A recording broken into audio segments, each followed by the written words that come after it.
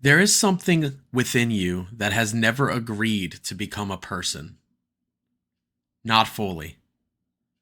Not in the way the world insists. It moves beneath your name.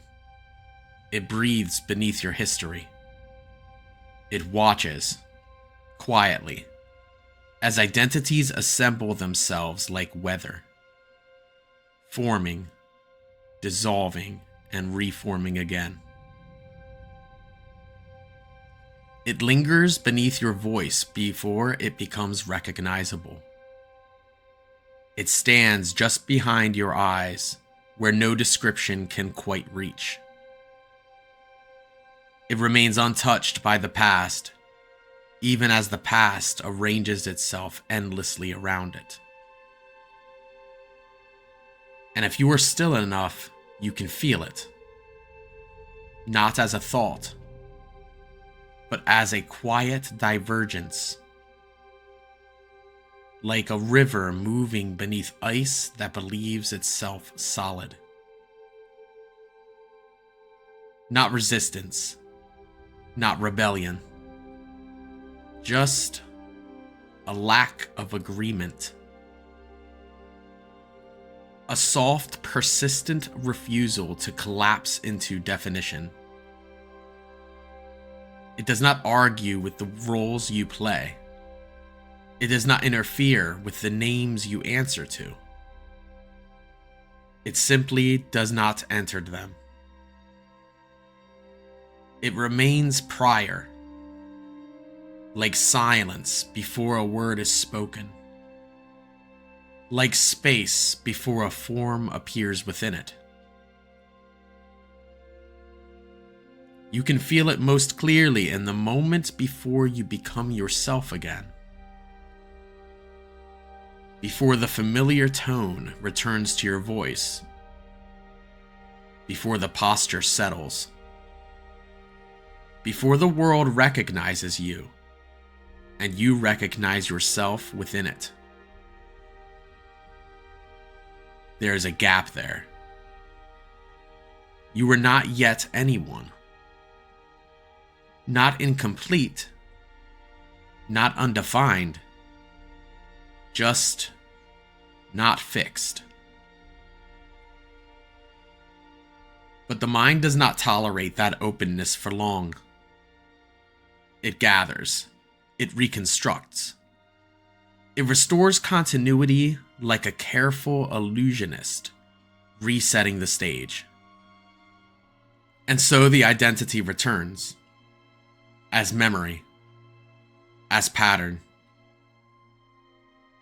As something that feels like truth, because it has been repeated so often, it no longer feels like a choice. But something in you notices, like a witness who never steps onto the stage, yet sees every performance. You call it many things: yourself, your nature, your soul, your mind. But every name has been slightly wrong. Because what you are cannot remain what it is and be named. The name that can be spoken is not the eternal name. There is a subtle tension in this. One you may have felt, but never quite followed. The sense that who you are is always already escaping who you think you are. And not as failure, but as truth. To understand true personality, we must first be willing to lose the one we defend. Therefore, let us descend, so that we may rise.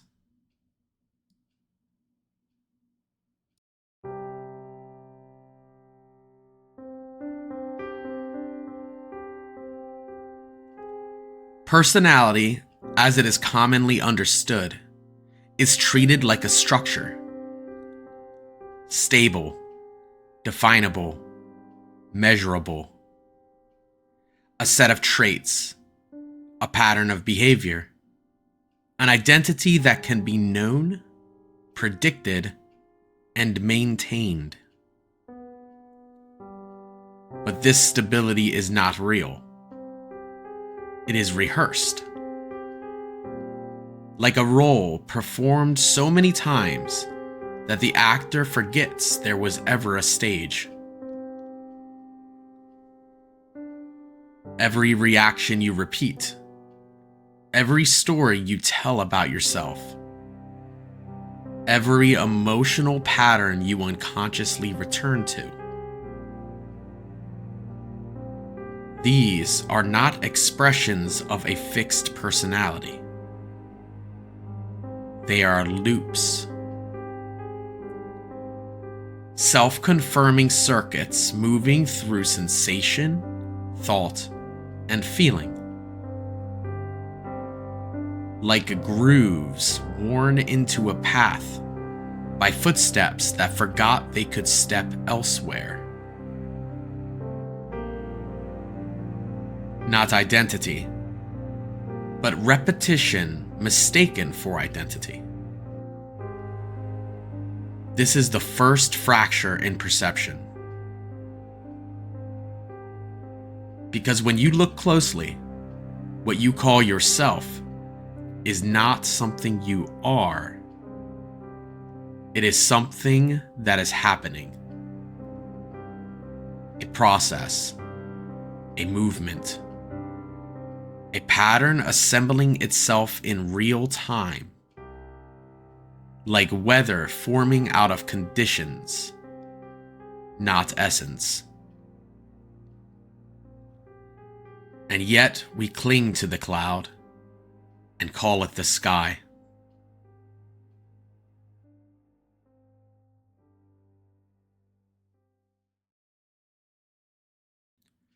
Experience unfolds in a sequence so immediate that it hides itself. Sensation, thought, feeling, identification. And then, almost instantly, I am this. But that final step is not necessary. It is learned, conditioned, reinforced through years of unconscious repetition. The mind touches the world, interprets it, feels it, and then claims it. Like a child placing a flag into moving water and declaring, "This is mine." This claiming is the birth of personality, not as truth, but as attachment. And once attachments form, projection always follows. You begin to see the world not as it is, but as a reflection of what you have identified with. Like a mirror that slowly forgets it is reflecting and begins to believe it is producing what it shows. And then, inevitably, reinforcement. The world confirms you because you are filtering it to do so. This is how personality becomes convincing.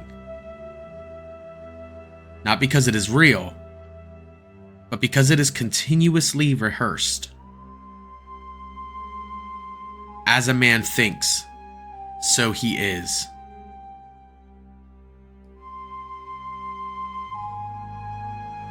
What you present as who you are is only the visible edge of something far deeper. Beneath it lives everything unexpressed, unexamined, unintegrated. Not a hidden self, but unrealized potential. The parts of you that did not fit. The movements that were suppressed. The responses that were never allowed to complete themselves. This is not shadow as darkness. It is shadow as unlived life. Like seeds buried beneath frozen ground. Not dead, just waiting. And when personality becomes rigid, it is not because it is strong, but because it is defending against what it refuses to include. True personality is not found by refining the surface. It is revealed by dissolving the boundary between what is expressed and what is not. This is the alchemical movement. Not becoming someone new, but allowing what you are to stop narrowing itself.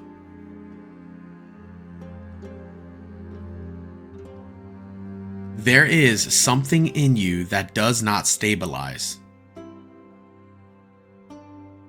It cannot be reduced to traits.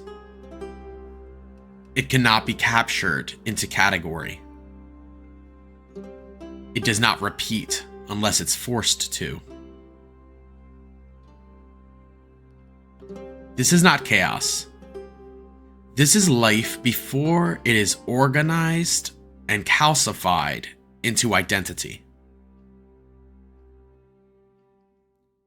It is what flows through every personality without ever becoming one.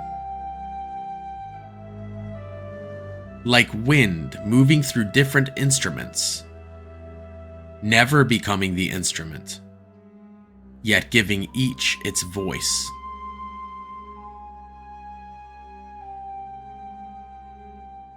Personality is the shape. Spirit is the movement. And suffering begins the moment the shape believes it must remain fixed, while the movement continues to change. This is the quiet conflict most people live inside. Trying to stabilize what is inherently fluid. Trying to define what is inherently unlimited. Trying to become what can only ever be expressed.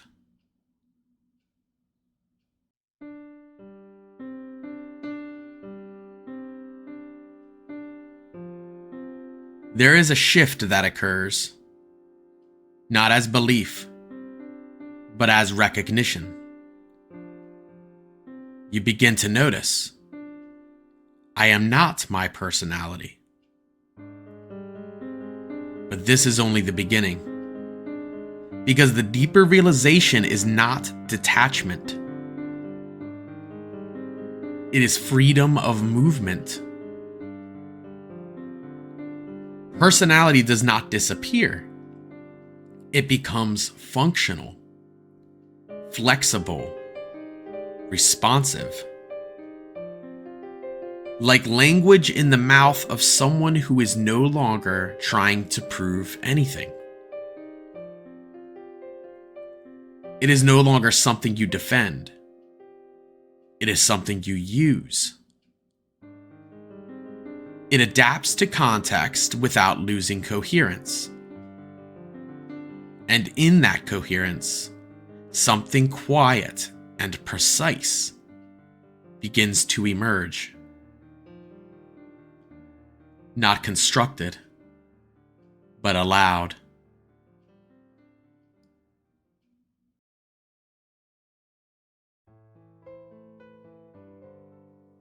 Here is the paradox. True personality is not something you have. It is something that happens when you are no longer confined to having one. It is the unique expression of an unbounded source. It is the individuality without rigidity, form without fixation, consistency without repetition. Like a flame that never holds the same shape, yet is never anything other than fire. It is what emerges when awareness is no longer entangled in defending itself as an identity. And this is why it feels so rare. Because most people are not expressing themselves. They are maintaining themselves. But the moment maintenance relaxes, something else begins to move. More fluid, precise, real. Not constructed, but revealed.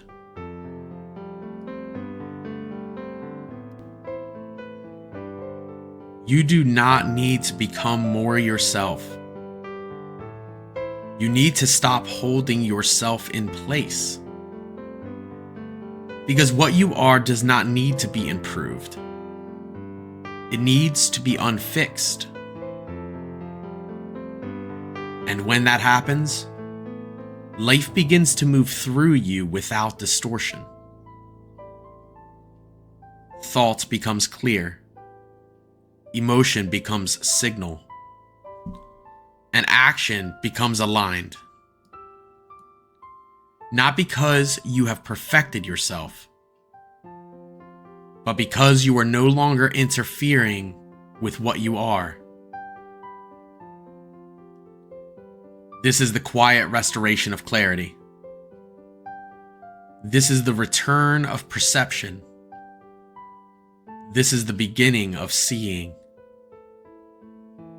And from that seeing, a personality emerges that is not bound by past, not limited by definition, not constrained by expectation, but shaped, moment by moment, by direct contact with reality itself. Alive, unpredictable, coherent, free. And once this is seen, truly seen, it cannot be unseen. Because it was never something you needed to learn, only something you needed to stop overlooking.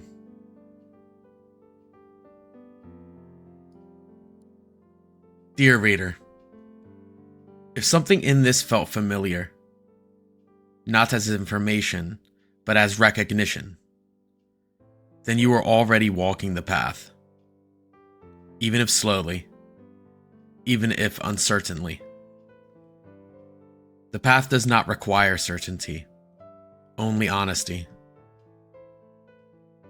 There is courage in seeing yourself without tightening around what you see. And if you have begun to notice the movement beneath your own identity, then something has already shifted. More than you may realize. Stay with that. Not as effort, but as attention. There is no need to rush what is already unfolding. And truly, thank you for being here, for looking, and for remembering.